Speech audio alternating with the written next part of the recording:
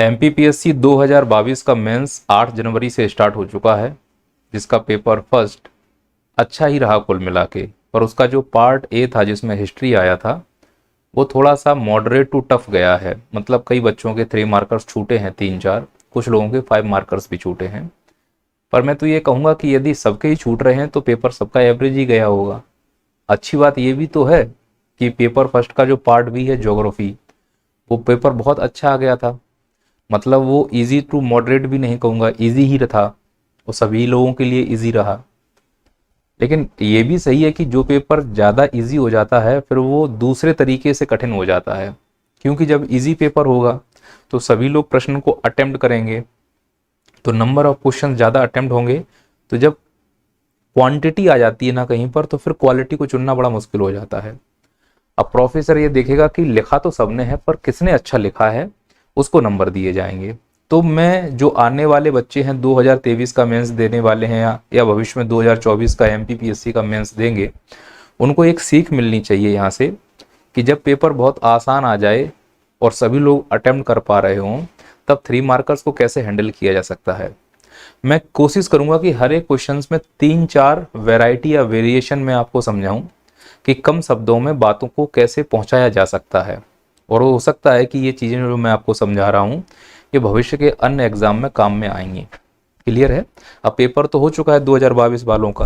अब 2023 में अगर अच्छा करना चाहते हो और कोई सिली मिस्टेक हो चुकी है, तो ऐसा मेरा मानना है कि ये चीज़ें आपको हेल्प करेंगी।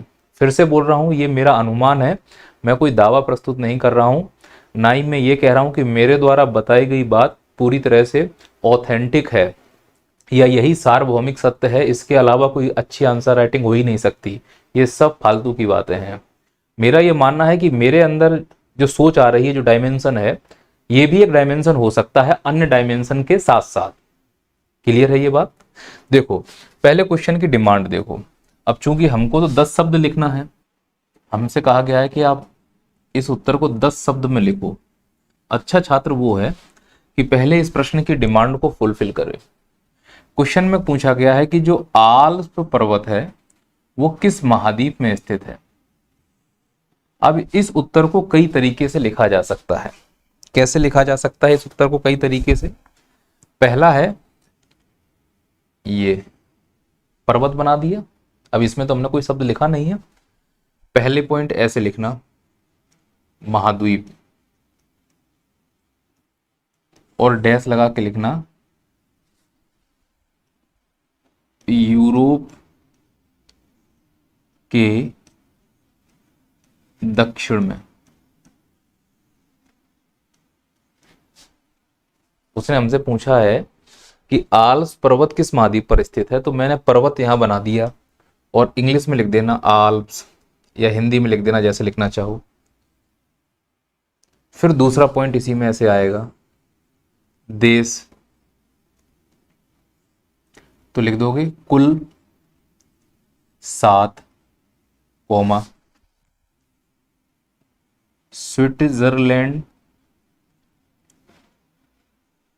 सर्वाधिक।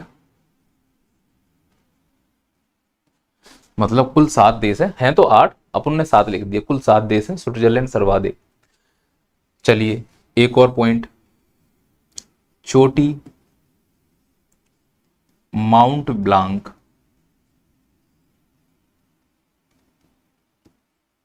और यहां पर ऊंचाई लिख देंगे कितनी है 4180 मीटर। ये गलत हो सकती है, मुझे नहीं मालूम, मैंने मोटी मोटी ऐसे लिख दिया, गप मार दिया कि शायद 4180 मीटर के आसपास इसकी ऊंचाई होगी। 810 होनी चाहिए, उल्टा लिख रहा हूँ। अच्छा ऐसा चेक कर लेना, शायद कितनी होनी चाहिए, ऐसे कुछ है 4810 या 4180 मीटर है। एक तो तरीका ये हो सकता है जो आपको दिख रहा है मेरे हिसाब से, कि आपकी पहली प्राथमिकता ये है कि महाद्वीप पूछा है तो मैंने बता दिया यूरोप के दक्षिण में, यानी यूरोप महाद्वीप के दक्षिणी भाग में ये स्थित है। फिर हमने देश बता दिया, फिर हमने इसकी चोटी बता दी। अब प्रॉब्लम ये है कि सर इसमें बहुत सारे डायमेंशन रह रहे हैं, जैसे ये नवीन वलित पर्वत है, पश्चिम से पूरब फैला हुआ है। तो इसका एक और मुझे जो तरीका समझ में आया है वो ये हो सकता है कि हम इस प्रकार से यूं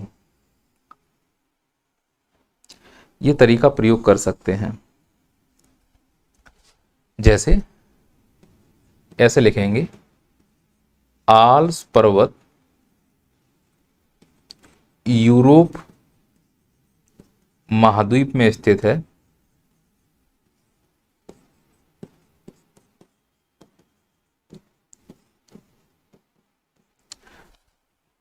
अब मैं इस लाइन को ऐसे खींच दूंगा, वो यहां पे ऐसे एक लाइन खींचूंगा, फिर यहां लिखूंगा देश, या फिर पहले लिख दूं प्रकृति, फिर देश, फिर चोटी। आप शब्द गिन लो, आप 1 2 3 4 5 6 7 8। प्रकृति बोलो, नवीन वलित। प्रकृति कैसी है? देश बोलो, 8 देश या 7 देश। चोटी बोलो, माउंट ब्लांक। आप पॉइंट समझ पा रहे हैं कि नहीं? ये एक तरीका है जो मेरे हिसाब से इस प्रकार के प्रश्नों को हैंडल कर सकता है। हमसे पूछा है कि यह है, तो ये उत्तर मैंने लिखा कि आल्प्स पर्वत यूरोप महाद्वीप में स्थित है। आपने हमसे यही प्रश्न पूछा था, हमने क्लियर कर दिया। हमसे रहा नहीं जा रहा है तो हम ये भी बता रहे हैं कि प्रकृति इसकी कितने देशों में फैला हुआ है, चोटी क्या है, वो हमने आपको यहाँ पे एडिशनल जानकारी दे दी। तो ये तरीके और इस तरीके में इसमें फायदा ये है कि हम इसको बार बार यूज नहीं करेंगे। जितने हमारे पास प्रश्न आएंगे उतनी हम वैरायटी इसमें लेके डाल सकते हैं। आप मेरी बात समझ रहे हैं?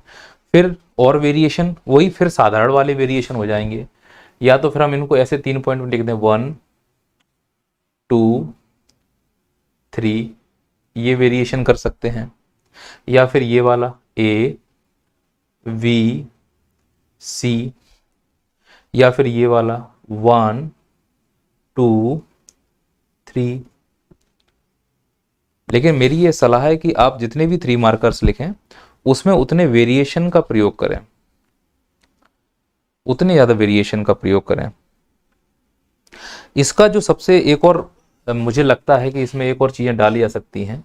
अच्छा, चूंकि मैं इसमें एक्सप्लेन भी कर रहा हूं और डायमेंशन भी बताने की कोशिश कर रहा हूं, क्योंकि मेरे वीडियो का उद्देश्य तो यही है कि आप ये समझ जाओ कि जब भी 3 मार्कर्स आए तो उसके डायमेंशन हो कैसे सकते हैं और कितने तरीके से उनको प्रेजेंट किया जा सकता है।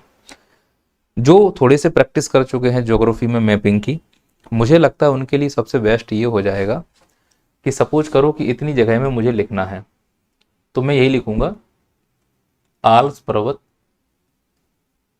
ऐसे पैराग्राफ में लिखने का तरीका हो सकता है,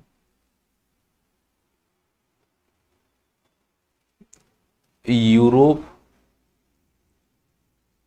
महाद्वीप में स्थित, कोमा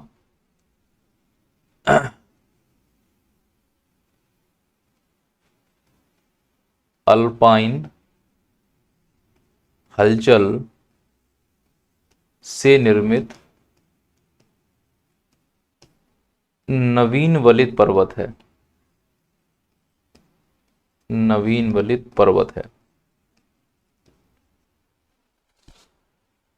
पर जब हम ये चीजें लिखते हैं हमें साउंड तो बहुत अच्छी कर रही हैं, पर क्वेश्चन को देखो, वो हमसे कह रहा है कि कहाँ स्थित है ये बताओ।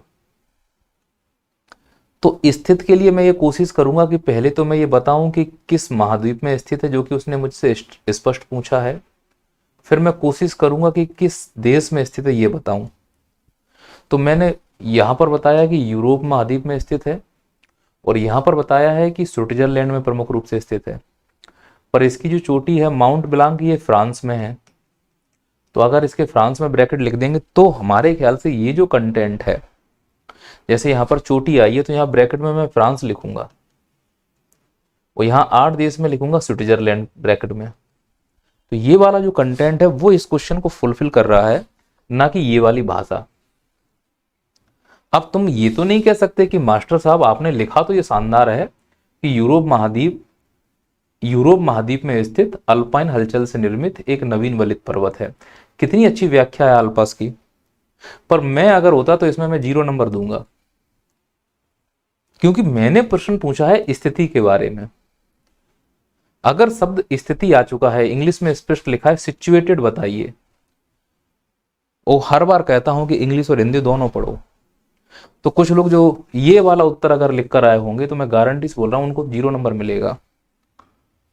और अगर कोई बच्चा इस प्रकार से, जिसमें फ्रांस भी आ गया हो, स्विट्जरलैंड भी आ गया हो और यूरोप भी आ गया हो, उस बच्चे के 3 में से 3 नंबर आएंगे, क्योंकि प्रश्न की डिमांड है स्थिति। इसीलिए कहता हूं प्रश्नों को पहले पढ़ो, समझो, फिर उत्तर लिखो। अच्छा, इसका एक और तरीका हो सकता है इस उत्तर को लिखने का, वो भी देख लो। एक तरीका ये हो सकता है कि आप ऐसे लिख दो, यूरोप महाद्वीप में, यूरोप महाद्वीप में, महाद्वीप के दक्षिण भूमध्य सागर के समानांतर, समानांतर कौमा प्रमुख रूप से स्विट्जरलैंड में।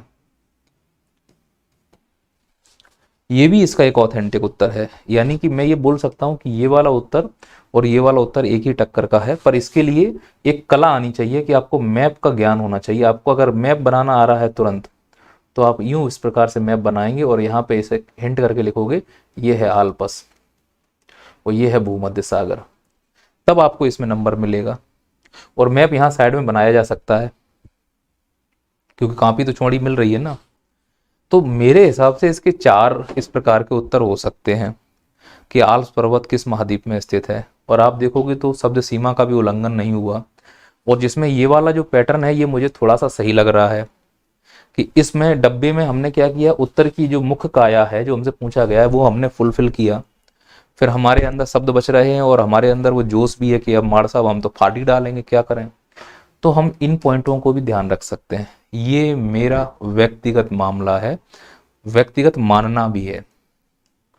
अगर तुम्हें लगता है कि फिट हो रही हैं तुम्हारी स्ट्रेटजी में मेरी बातें, तुम्हें लगता है कि नहीं हाँ यहाँ पे नंबर मिल सकता है, एज ए टीचर के तौर पर मैं इस प्रश्न में उत्तर नहीं 0 नंबर देता, क्योंकि मैंने बकवास नहीं पूछी, मैं पूछ रहा हूँ स्थिति। तो जितना भी आपको पॉइंट लिखना है वो स्थिति से रिलेटेड ही लिखो ना। निर्माण से रिलेटेड कोई चीज लिखी क्यों रहे हो? अगर निर्माण से होता तो केवल आल्प्स पर्वत छोड़ देता मैं, तब ये लिखते तो समझ में आता। तो अगर कोई लिख के आया कि वो नवीन वलित पर्वत है, वो अल्पाइन से बना है, गलती करके आ गए हो, ये मैं खुल के बोल दे रहा हूँ। लेकिन अगर कोई बच्चा ये लिख के आया है ना कि यूरोप में है, स्विट्जरलैंड में है, फ्रांस में है, तो सही करके आए हो, क्योंकि स्थिति पूछा है। आई थिंक पहला पॉइंट क्लियर हो गया हमारे हिसाब से। चलो आगे बढ़ते हैं।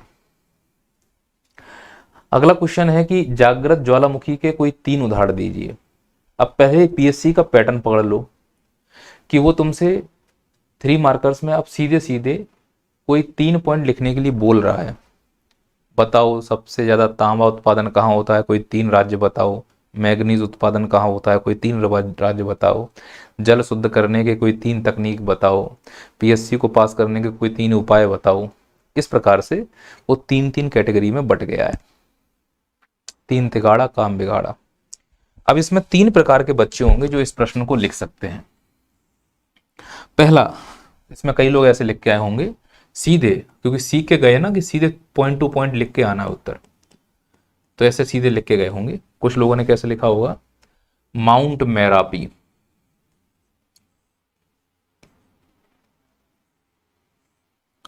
माउंट वेरन,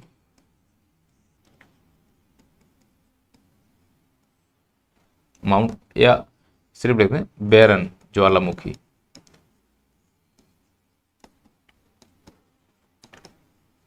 एक और कोई लिख दूं तीसरा, कोटोपैक्सी ज्वालामुखी। भैया ये तीनों क्या है, सक्रिय ज्वालामुखी हैं।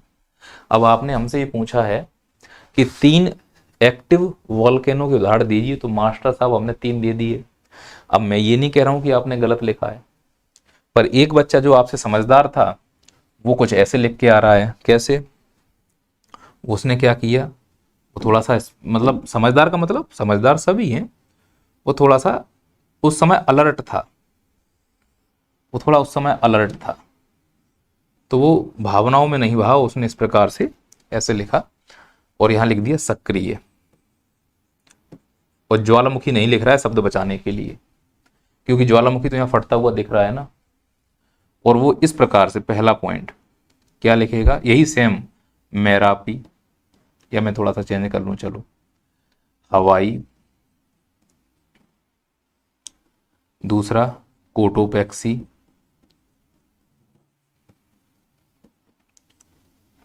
कोटोपैक्सी है ना, और एक और अपना ही लिखना है बैरन। क्या अब इसमें गलती कर रहा है वो? उसने अभी अगर आप ध्यान से देखो तो शब्द सीमा पार नहीं की उसने, शब्द सीमा पार नहीं की उसने, अब जिसने आप लोगों ने लिख रहा है। तो सर इसमें क्या हो सकता है? तो इसमें ये हो सकता है कि अगर आप चाहो हवाई के आगे क्या लिख दो, हवाई के आगे लिख दो अच्छा हवाई तो द्वीप हो गया ना, ज्वालामुखी का नाम तो मोना लोआ है।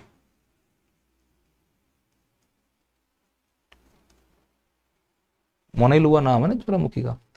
तो इसके आगे ऐसे लिख दूंगा हवाई, मतलब ये बता दो कि ये कहां पर है। इसके आगे लिख दूंगा इक्वाडोर, बता दो कहां पर है। और इसके आगे लिख दूंगा भारत। अभी भी मेरे पास शब्द बच रहे हैं सर, क्या किया जा सकता है? भाई शब्द बच रहे हैं तो इसमें और मैं बढ़ा सकता हूं, कैसे? ये जो हवाई है इसके आगे लिख दूंगा सर्वाधिक सक्रिय। इसको मैं ऊपर यहाँ पे बना दूं जिससे कि थोड़ा समय बच जाए, वो जगह बच जाएगी अच्छे से अपनी। ये लो मैं यहाँ बना दे रहा हूँ ऐसे।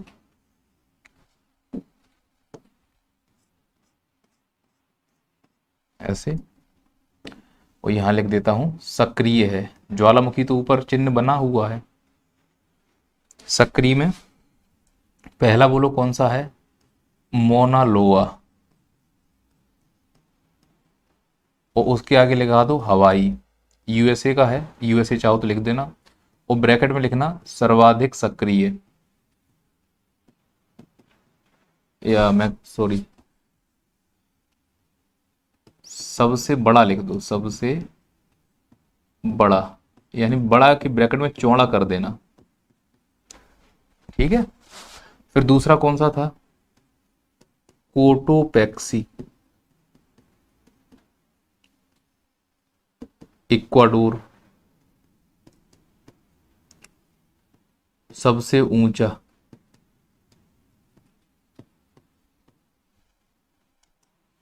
ऊंचा। और तीसरा कौन सा था? बैरन, भारत एकमात्र। समझ जाएगा वो इतने में। एक ये तरीका हो सकता है ना कि हमने लिखे तो आपके, आपने हमसे 3 उदाहरण बोले, हमने सक्रिय लिखकर 1 2 3 3 उदाहरण कर दिए। मोनालोवा यूएसए के हवाई में है, कोटोपैक्स इक्वाडोर में है, वेरन यहाँ पर है। अब जो बच्चा ये लिख के आया होगा, फिर उस बच्चे ने इससे तुलना की। अब तुम बताओ किसको नंबर मिलना चाहिए? क्या यहाँ शब्द सीमा पार हो रही है? लेकिन एक बच्चा आपसे भी ज्यादा स्मार्ट था। उसने क्या किया? ऐसे बॉक्स बनाया और यहां पर लिखा सक्रिय,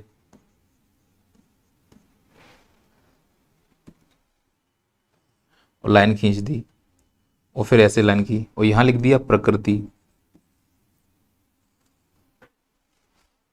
अब यहां पे सक्रिय में पहला पॉइंट लिख रहा है वो, पता है क्या?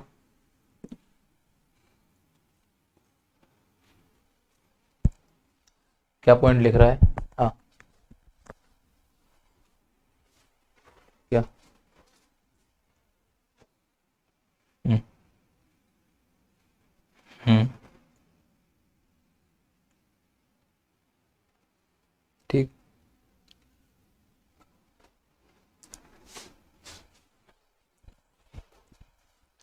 पहला पॉइंट क्या लिख रहा है?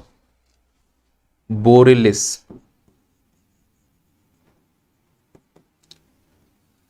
भैया सक्रिय है। प्रकृति मड वॉल्केनो। अच्छा इसमें और भी बढ़ा दूं सर, फिर तो अभी शब्द सीमा बहुत है। क्षेत्र या स्थान या अवस्थिति या स्थिति, बेरेंट सी। अरे आप बात समझ रहे हो? और इसमें एक चीज और ऐड कर दो, उद्गार तिथि। उद्गार तिथि शब्द सीमा नहीं है, उल्लंघन हो रहा है अभी, मुझे नहीं लग रहा है कि शब्द सीमा का इतना उल्लंघन दिख रहा है मुझे। उद्गार तिथि लिख दो सितंबर 2023। तो पहला है वोरलेस, प्रकृति है मड, मतलब बेरेंट सी में समुद्र के अंदर 12 मीटर का डायमीटर का चौड़ा एक उसका मुहाना खुला है जिससे मड निकल रहा है, कीचड़ निकल रहा है। अरे वो भी तो एक्टिव वॉल्केनो है। अरे आपने हमसे पूछा है कि 3 सक्रिय ज्वालामुखी का उदाहरण दीजिए, तो एक बच्चा जो ये लिख के आया है ये सोच रहा है कि मैंने तीनों पॉइंट लिख दिए, एक बच्चा ये लिख के आया है ये सोच रहा है कि हमने तीनों पॉइंट लिख दिए, और एक बच्चा थोड़ा सा और स्मार्ट था, उसने ऐसे लिखा कि सक्रिय में पहला बोरलेस, प्रकृति मड, लावा नहीं निकलता, कीचड़ निकल रहा है तो ज्वालामुखी ही। फिर कहां पर है, बेरेंट सी में। उद्गार कब हुआ, सितंबर 2023। फिर अगला माउंट मैरापी, प्रकृति कंपोजिट। समझ पा रहे हो, कहां है, कब उद्गार हुआ। फिर तीसरा अपना भारत का जरूर लिख देना, बैरन। भाई जहां भी जाओ बैरन क्यों छोड़ना। क्या निकलता है इसमें, लावा प्लस गैस है। फिर यहां पर आते हैं, कहां पर है, अंडमान निकोबार। पिछली बार कब फटा था, 2022 में। आशा करता हूं मेरी, और मतलब रिसा था, लेकिन अगर एक्चुअली फटा था 2016 में फटा था, फरवरी 2016 में एक्चुअली अच्छा विस्फोट हुआ था। थोड़ा बहुत रिसाव देखा गया 2022 में, तो अब्लिक में 2016 कर देना। तो आप खुद बताइए कि ये जो क्वेश्चन है, क्या ये जो मैंने बनाया है बॉक्स, इससे शब्द सीमा बाहर जा रही है। शब्द सीमा तो मुझे बाहर जाते हुए नहीं दिख रही है, और अगर शब्द सीमा बाहर जा रही है तो इसमें से कोई एक पॉइंट हटा सकते हैं, क्षेत्र वाला हटा दो, क्योंकि उसने हमसे पूछा है कि सक्रिय बताओ। तो उद्गार तिथि अगर लिख दोगे किसी भी ज्वालामुखी की तो आपको 3 नंबर तो वो देगा ही देगा। मेरे हिसाब से इसके ये आंसर हो सकते थे। अब कहो ये गलत है, अरे कैसे कह दूं ये गलत है, क्या ये गलत है, कैसे कह दूं ये गलत है। अब इन तीनों में सबसे ज्यादा सही कौन सा है, क्योंकि प्रॉब्लम ये नहीं है इस पेपर की जो ज्योग्राफी सर लाया था, लिख के सब आए होंगे, पर जो इस साधारण भाषा का प्रयोग करके लिख के आए होंगे और जो बच्चा इस प्रकार से लिख के आया होगा उससे कंपटीशन है इसका। अब मेरा जो बच्चा होगा वेदांत का, ज्योग्राफी पढ़ा होगा, वो इन डायमेंशन को खोल के आया होगा, और मेरे को मालूम है कि जितने भी बच्चे मध्य प्रदेश में ज्योग्राफी पढ़ रहे हैं उन सभी लोगों ने इसी डायमेंशन का प्रयोग किया होगा। तो ज्योग्राफी का पेपर इस हिसाब से किसी का नहीं बिगड़ा। मैं ये नहीं कह रहा हूं कि कोई बच्चा ये डायमेंशन यूज करके नहीं आया होगा, मैं मानता हूं कि 90% बच्चे इसी प्रकार के डायमेंशन का प्रयोग करके आए होंगे, किसी ने ये गलती नहीं की होगी। आगे चलते हैं थोड़ा सा। अब अगला क्वेश्चन देखो, भूमध्य रेखीय प्रदेश में किस प्रकार की वर्षा होती है। अब इसमें क्या कर सकते हैं बताओ जल्दी से। तो आप ऐसे लिखेंगे, यूं। अब समय तो, अब मैं तो समझा रहा हूं, प्रैक्टिस होगी तो बहुत जल्दी हो जाएगा। और ऐसे लिख देंगे, और जीरो यहां बनाना इस प्रकार इधर, तो उधर लिखने की जगह बन जाएगी। और यहां पर ऐसे यूं डैश करके कांगो बेसिन, है ना। इधर कांगो की जगह अमेजन कर दूं क्या। अमेजन क्यों कह रहा हूं, क्योंकि अमेजन पहले पड़ेगी। या फिर इसको मैं ऐसे बोल दूं कि कुछ मत करो,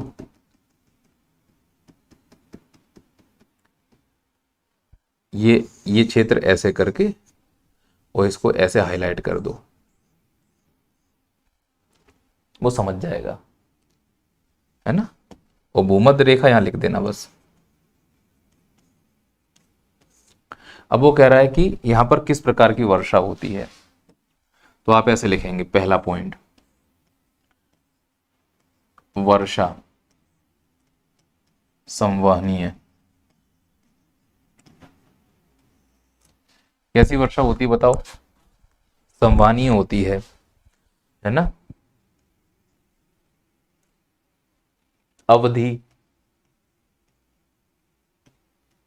वर्ष भर,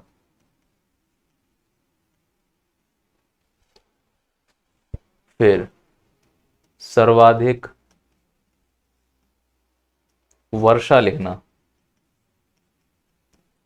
तो मार्च में सूरज आता है तो अप्रैल, एवं फिर आता है सितंबर में लंबवत होता है अक्टूबर। यानी कि विषुवत रेखा पर किस प्रकार की वर्षा होगी, तो संवहनी वर्षा होगी, ये इसका उत्तर है। समझ पा रहे हो। और ये जो डायग्राम बनाया यहां पे लिख देना भूमध्य रेखीय प्रदेश में वर्षा या भूमध्य रेखीय प्रदेश। तो यहाँ पे आपने लिखा है संवहनीय, चूंकि प्रश्न उसने पूछा है कि वर्षा किस प्रकार की होती है, तो जितने भी फैक्ट लिखना वो वर्षा के संबंध में ही लिखना। अब कुछ लोग इसमें लिख के आ गए होंगे कि यहाँ पे वर्षा हो रही है अमेजन में, कॉन्गो बेसिन में, हालांकि हम वहां डायग्राम में डाल सकते हैं।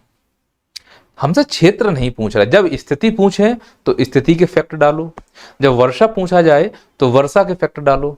तो वर्षा के फैक्ट तो बहुत ज्यादा हैं। वर्ष भर वर्षा होती है और अधिकतम वर्षा हमें अप्रैल के महीने में और अक्टूबर के महीने में देखने को मिलती है। पता नहीं कितनी मेरी बातें आप समझ पाए हो। अब इसका और कोई अगर आपको लगता है कि पॉइंट हो सकते हैं तो बिल्कुल डालो, और डालना भी चाहिए मेरे हिसाब से।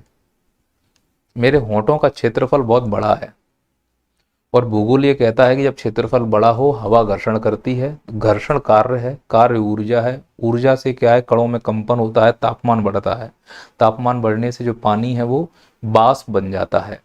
तो मेरे होंठों पर जो बाष्प है वो उड़ रही है, जिससे मेरे होंठ सूख रहे हैं, इसलिए मैं बार बार बोरो प्लस रगड़ रहा हूं।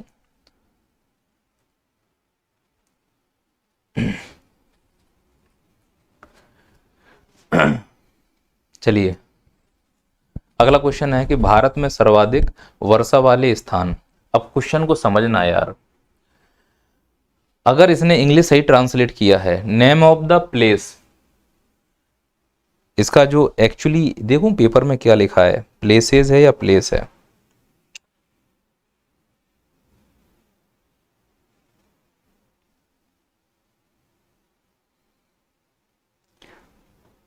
नैया पार ग्रुप,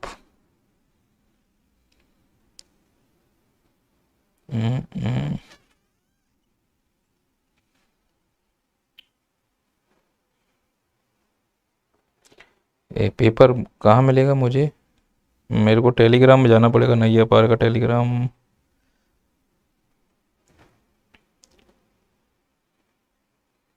यहाँ पे भी नहीं डाला किसी ने पेपर क्या? कैसी बात कर रहे हो यार।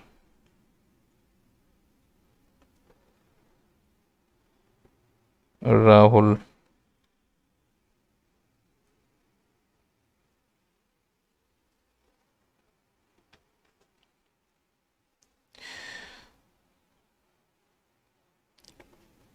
Paper first.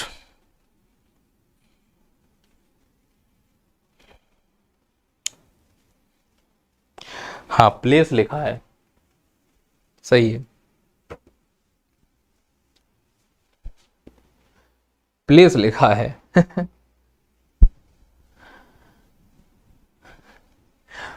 अगर यहां पे प्लेसेस होता तो हम दो के नाम लिख के आते, इसलिए कहता हूं यहां पे लिखा है वाले और यहां पे लिखा है प्लेस, और हिंदी और इंग्लिश में कितना गंदा ट्रांसलेट हुआ है। अब वाले का मतलब एक से अधिक, प्लेस का मतलब एक, तो हम क्या करेंगे, हम रिस्क लेंगे। पूछा भले ही हमसे एक गया हो, हम दो बताएंगे, क्योंकि हम वाले वाले को, हालांकि इंग्लिश वाला लोग जो ट्रांसलेशन है वो सही माना जाता है, फिर भी समझाने के लिए बोल दे रहा हूं। तो इसमें क्या करना होगा हमको, देखो ऐसे वो पूछ रहा है कि भारत में सर्वाधिक वर्षा वाले स्थान का नाम बताइए। तो आपको यहां पे स्मार्टनेस दिखानी होगी, और स्मार्टनेस दिखाने में बहुत ज्यादा समय नहीं लगेगा। ये इस प्रकार से आपको ये मैप बनाना होगा, और यहाँ पे इस प्रकार से 1 2 और 3 ये लिखना है गारो, ये लिखना है खासी, और ये लिखना है जयंतिया। ये कंपलसरी है वहां पर, इसमें नंबर आपको तभी मिलेगा। और फिर ये जो बीच वाला किया है, ये वाला, इससे ऐसे लाइन ले जाना बाहर, और क्या लिखोगे?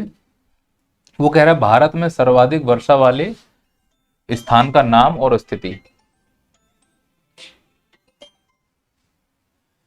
तो स्थान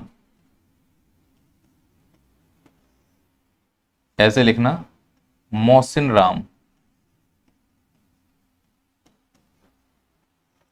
और ब्रैकेट में लिखना वार्षिक कैलेंडर, फिर लिखना चेरापूंजी, ब्रैकेट में लिखना मासिक कैलेंडर। ठीक है, फिर दूसरा पॉइंट, स्थिति। तो ये जो पूर्वी खासी, पूर्वी खासी वर्षा 1400 सेंटीमीटर से अधिक।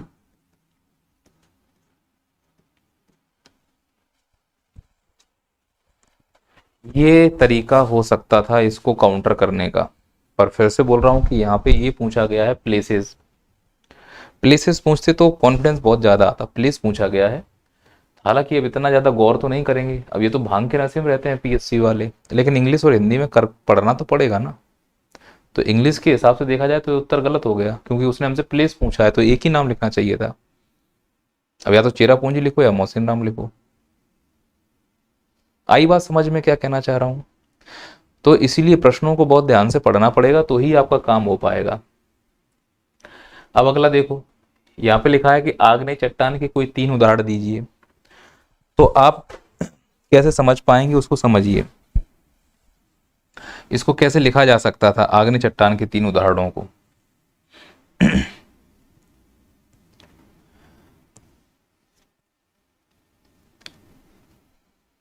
ऐसे लिखते, आग्नेय या चट्टान और प्रकृति।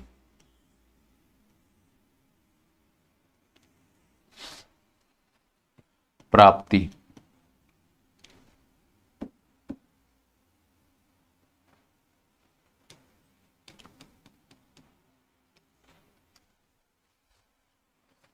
पहला बोलो, आग्नेय चट्टान का उदाहरण ग्रेनाइट। बोलो कैसी प्रकृति का है ग्रेनाइट? तो आप ग्रेनाइट के लिए बोलोगे ये अम्लीय है। प्राप्ति कहां होगी? आंतरिक भागों में।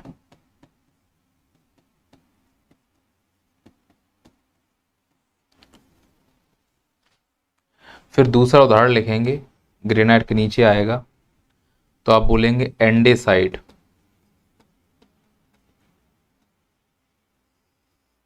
ये मध्यवर्ती है, प्रकृति में कैसा है ये? मध्यवर्ती। अगर आप चाहो तो यहां पे लिख दो मैग्मा प्रकृति, मध्यवर्ती है ना? कहां मिलेगा? सतह पर। और फिर तीसरा लिख दो बेसाल्ट। बेसाल्ट कैसा है? क्षारीय प्रकृति का, और यहां पे क्या हो जाएगा? सतह।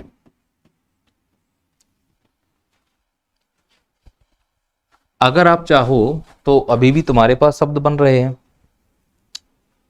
रंग लिख सकते हो, घनत्व लिख सकते हो,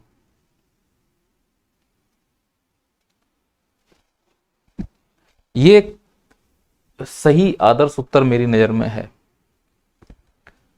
ये एक सही आदर्श उत्तर मेरी नजर में है कि आपने चट्टान का उदाहरण दिया और इस प्रकार से उत्तर को खत्म किया।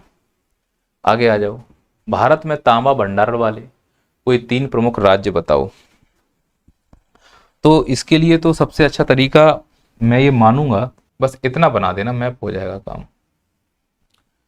और इसमें ऐसे पॉइंट लिख देना 1 2 3। इसका मतलब है प्रायद्वीप भारत से संबंधित राज्य हैं ये। पहला राज्य बोलो कौन सा है? राजस्थान।